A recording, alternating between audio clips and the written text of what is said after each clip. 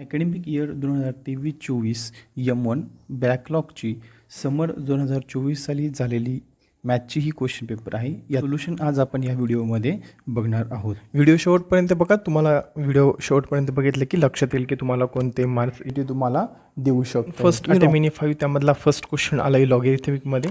बघा खूप सिम्पल आहे. यामध्ये पहिल्यांदा आपल्याला ॲडिशन रूल यूज करायचा, नंतर सबट्रॅक्शन रूल यूज करायचा होता. सेकंड जर बघितला तर तो क्वेश्चन फर्स्टमध्ये बी नंबरचा आपल्याला दिसतंय. Without using calculator find the value of cos 135 degree. Next जो क्वेश्चन नंबर सी होता तो आपल्याला चॅप्टरवरती विचारला होता. शो दॅट करण्यासाठी हा क्वेश्चन होता. F of x plus F of 1/x हे आपल्याला शो दॅट करायचं होता. नेक्स्ट क्वेश्चन फर्स्टमध्ये आपण जर डी ऑब्झर्व केला तोही फंक्शनवरतीच आहे की शो दॅट किंवा प्रूव्ह दॅटमध्ये इवन आणि ऑड फंक्शन आपल्याला स्टेट करून द्यायचं होतं. खूप सोपा एक्झाम्पल होता. क्वेश्चन फर्स्टमध्ये जर आपण ई पार्ट बघितला तर त्याच्यामध्ये आपल्याला डेरिव्हेटिव्ह फाइंड करायचं होता. आपल्याला दोन फंक्शनचं मल्टिप्लिकेशन दिलं होतं. सो आपल्याला प्रोडक्ट रूल यूज करून तो फाइंड करायचा होता. ठीक आहे. इझीच क्वेश्चन होते. हे फार जास्त हार्ड पेपर होता असं मला तरी वाटत नाही आहे. बघा क्वेश्चन फर्स्टमध्ये जर आपण एफ बघितला तर यामध्ये आपल्याला स्टॅटिस्टिक्सवरती क्वेश्चन होता. रेंज आणि कोइफिशियंट ऑफ रेंज फाइंड करायला लावलं होतं. त्यामध्ये जी क्वेश्चन जर बघितलं तर आपल्याला मीन आणि स्टँडर्ड डिव्हिएशन दिलं होतं आणि कोइफिशियंट ऑफ व्हॅरियन्स फाइंड करायला लावलेला होता. ठीक आहे. क्वेश्चन नंबर सेकंड जर आपण ऑब्झर्व केलं तर अटेम्प्ट एनी 3 क्वेश्चन होता. त्यामध्ये फर्स्ट जर आपल्याला बघितलं तर दोन मॅट्रिक्स आपल्याला पी आणि क्यू दिलेलं होतं आणि आपल्याला फाइंड करायला लावलं होतं आर. ओके. नेक्स्ट क्वेश्चन सेकंडमध्ये आपल्याला बी दिलं होतं की रिझॉल्व इंटू पार्शियल फ्रॅक्शन या टाईपमध्ये हा क्वेश्चन दिलेला होता. सो आपण ज्यावेळेला त्याला स्प्लिट केलं त्यावेळेला आपल्याला 3 कॉन्स्टंट भेटले ए बी आणि सी. सो ए आणि बी सी ह्या तिघांच्या आपण व्हॅल्यू फाइंड केल्या आणि नंतरनं त्या व्हॅल्यू ज्या वेळेला आपल्याला फाइंड झाला त्या सर्वच्या सर्व इक्वेशन नंबर 1मध्ये आपण पुट केल्या आणि आपल्याला नंतर फायनल सोल्युशन त्याच्यामध्ये भेटलं. ठीक आहे. बघा ह्या पार्टच्या सर्व व्हिडिओ लेक्चर आपल्या प्लेलिस्टमध्ये अवेलेबल आहेत. ठीक आहे. सो तुम्ही तिथे जाऊन हा स्टडी करू शकतात. क्वेश्चन नंबर 2मध्ये आपण जर सी ऑब्झर्व जर केलं त्यामध्ये आपल्याला ट्रिग्नोमेट्रिक फंक्शनवरतीच दिलेलं होता. ठीक आहे.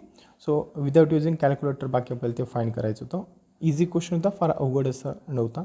सो सगळ्यांच्या आपण तिघा टर्मचे व्हॅल्यू फाइंड केला, नंतर लेफ्ट हँड कन्सिडर केली, त्याच्यामध्ये पुट करून आपण सोल्युशन फाइंड केलं.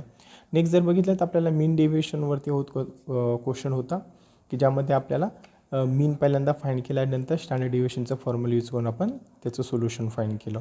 जर आपण ऑब्झर्व केलं तर 3 आपल्याला सॉल्व करायचे होते 12 मार्क्ससाठी. त्यामध्ये फर्स्ट क्वेश्चन हा ट्रिग्नोमेट्रिक पार्टवरती होता की जिकडे आपण फॉर्म्युला यूज करून आणि नंतर त्याचं सिम्प्लिफिकेशन केलं. क्वेश्चन जिकडे आपण म्हणत होतो की आपल्याला फ्री मार्क्स भेटायला पाहिजे. बघा तिथे क्वेश्चनमध्ये मी ब्ल्यू पेनने 2 लिहिलेला आहे. तो 2 आपल्याला क्वेश्चन पेपरमध्ये ऑब्झर्व झाला नाही आहे आणि तो जर ऑब्झर्व जर झाला नाही किंवा तो जर दिला गेला नाही तर आपण तिथे तो फॉर्म्युला यूज करून ते एक्झाम्पल सॉल्वच नाही करू शकत आहे. ठीक आहे. सो याचे आपल्याला फुल मार्क्स दिले गेले पाहिजे.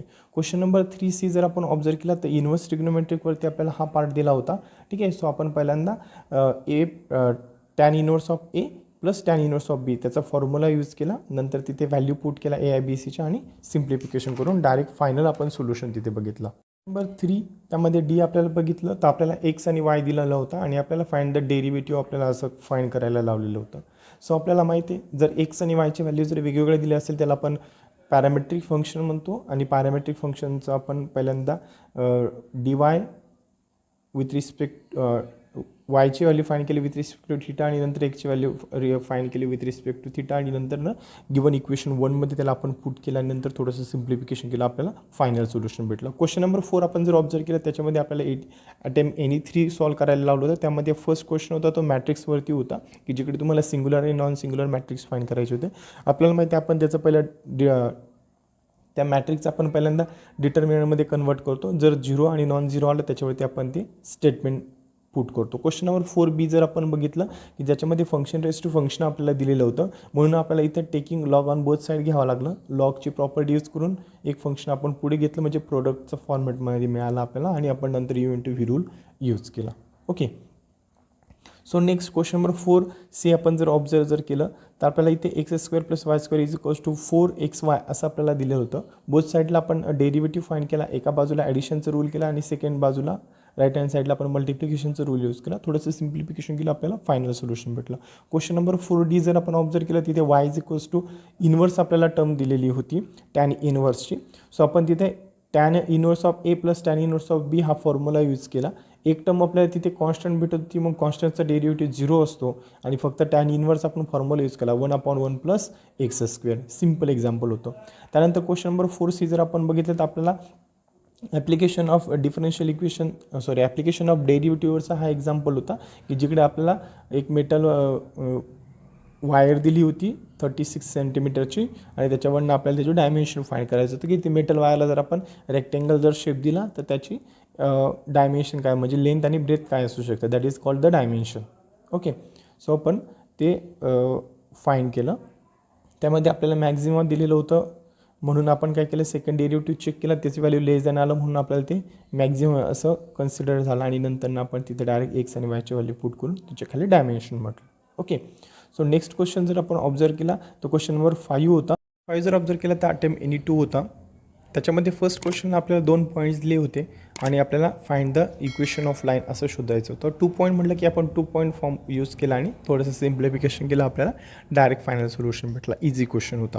क्वेश्चन नंबर 5A मध्ये सेकंड जर आपण ऑब्झर्व केला त्याच्यामध्ये आपल्याला एक लाईन दिली होती की जी एका पॉईंटमधनं पास होते आणि 2 पॉईंटमध्ये इंटरसेक्शन होतं. सो पहिल्यांदा आपण पॉईंट ऑफ इंटरसेक्शन फाइंड केला, म्हणजे फर्स्ट पॉईंट आणि सेकंड पॉईंट असे 2 पॉईंट आपल्याला भेटले आणि मग नंतर आपण काय केलं त्याचं 2 पॉईंट फॉर्म. बघा इथे डायग्राममध्ये मी शो पण करून दिले की नेमकं ती एक्झॅक्ट कशी लाईन पास होत होती आणि मग 2 पॉईंट आल्यानंतर आपण 2 पॉईंट फॉर्म यूज केला आणि सिम्प्लिफिकेशन करून त्याचं फायनल इक्वेशन फाइंड केलं. ओके, त्याच्यानंतर क्वेश्चन नंबर 5मध्ये बी त्याच्यामध्ये जर फर्स्ट आपण ऑब्झर्व केला तर तो एकदम सिम्पल क्वेश्चन होता की आपल्याला अँगल फाइंड करायचा होता बिटवीन द 2 लाईन्स है ना. सो आपल्याला माहिती आहे फॉर्म्युला की 2 लाईनमधला अँगल फाइंड करण्यासाठी आपण टॅन थिटा यूज करतो की जिथे आपल्याला m2 - m1 upon 1 + m1 × m2 that is m म्हणजे स्लोप. सो आपण स्लोप फाइंड करतो -a/b आणि नंतरनं त्याचं आपण सिम्प्लिफिकेशन केलं. Last tan theta is equals to infinity आलं, मग आपण टॅन फक्त त्या साईडला शिफ्ट केलं आणि टॅन इन्फिनिटीची व्हॅल्यू पुट केली. क्वेश्चन नंबर 5B मध्ये सेकंड जर आपण ऑब्झर्व केलं तर आपल्याला एक पॉईंट दिला होता आणि एक लाईनचं इक्वेशन दिलेलं होतं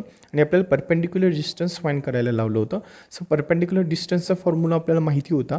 सो पहिल्यांदा आपण ABC आणि x1 y1 फाइंड केले आणि नंतर फॉर्म्युलेमध्ये पुट करून फायनल सोल्युशन फाइंड केलं. क्वेश्चन नंबर 5C जर आपण ऑब्झर्व केला तर हा क्वेश्चन रिपीट झाला. बघा आपल्याला रॅडियस ऑफ कर्वेचर फाइंड करायला लावलं होतं आणि रॅडियस ऑफ कर्वेचरसाठी आपल्याला फॉर्म्युला माहिती आहे की जिकडे आपल्याला एक सिंगल डेरिव्हेटिव्ह आणि एक डबल ऑर्डर डेरिव्हेटिव्ह फाइंड करायचं असतं. सो दिलेल्या गिवन इक्वेशनला आपण पहिल्यांदा डिफरन्शिएट केलं, नंतर त्याची व्हॅल्यू आपण x इज इक्वल्स टू π/2 देऊन फाइंड केली, ती व्हॅल्यू आपल्याला 2 मिळाली. परत नंतर अगेन त्याला आपण डिफरन्शिएट केलं म्हणजे आपल्याला सेकंड ऑर्डर डेरिव्हेटिव्ह भेटला.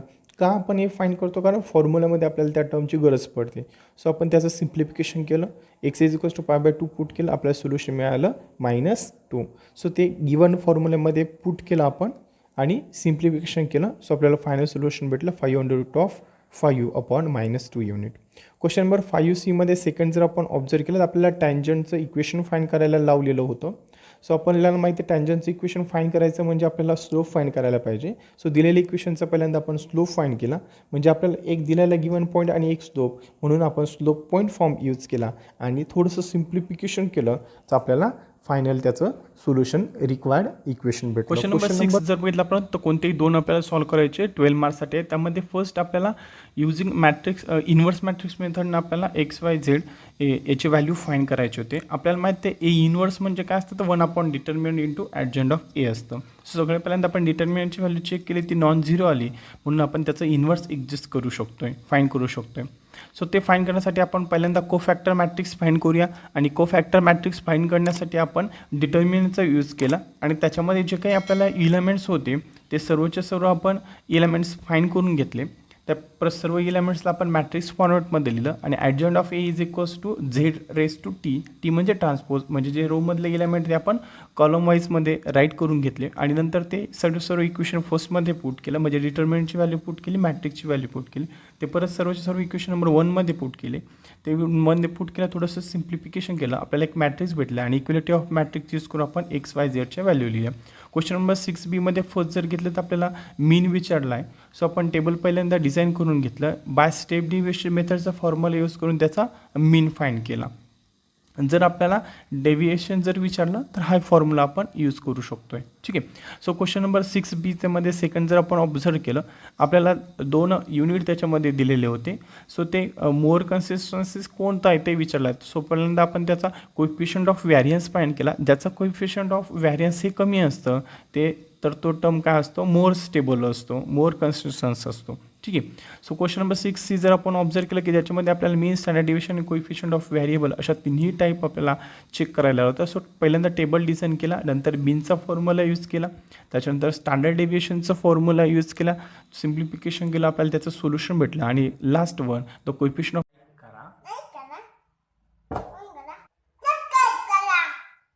नोटिफिकेशन आयकॉन हिट करून ठेवा जेणेकरून 7PM ला व्हिडिओ अपलोड झाला की त्याचं पहिलं नोटिफिकेशन तुमच्यापर्यंत पोहोचेल.